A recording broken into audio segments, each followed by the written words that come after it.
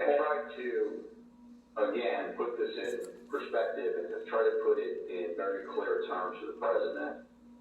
And I said something to the effect of, sir, we've done dozens of investigations, hundreds of interviews. The major allegations are not supported by the evidence developed. We've looked at Georgia, Pennsylvania, Michigan, Nevada. We're doing our job. Much of the info you get is false. And then I went into, for instance, this thing from Michigan, this report about 68% error rate.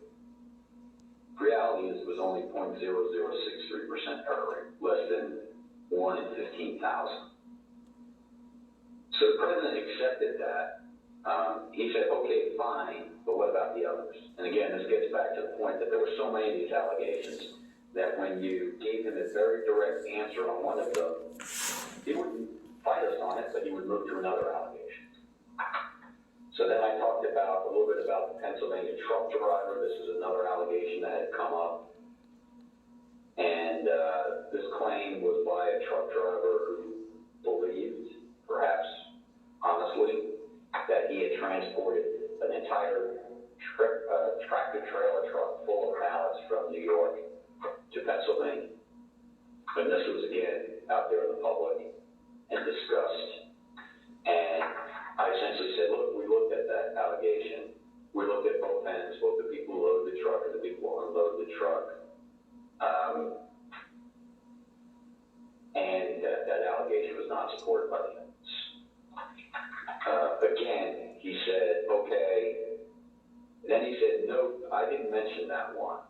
What about the others? And I said, okay, well, with regard to Georgia, we looked at the tape, we interviewed the witnesses. There is no suitcase. The president kept fixating on this suitcase that supposedly had fraudulent ballots, and the suitcase was rolled out from under the table.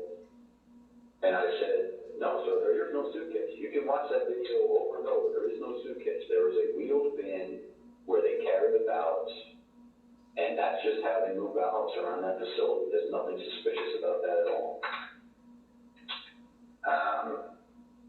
I told them that there was no multiple scanning of the ballots. One part of that allegation was that they're taking one ballot and scanning it through 3 or 4 or 5 times to rack up votes, presumably for Vice President Biden. I told them that the video did not support that. Then he went off on double voting. At the top of the next page, he said, dead people are voting. Indians are getting paid to vote. He meant people on Native American reservations. He said there's lots of fraud going on here. Told him flat out that much of the information he's getting is false and or is not supported by the evidence. We look at the allegations and they don't pan out. Mr. Barr and his advisors were not the only ones who determined that the president's allegations regarding Dominion voting machines were false. So, Mr. Chairman, I ask unanimous consent to include in the record of this hearing reports issued by the Department of Homeland Security's Cybersecurity and Infrastructure Security Agency, otherwise known as CISA.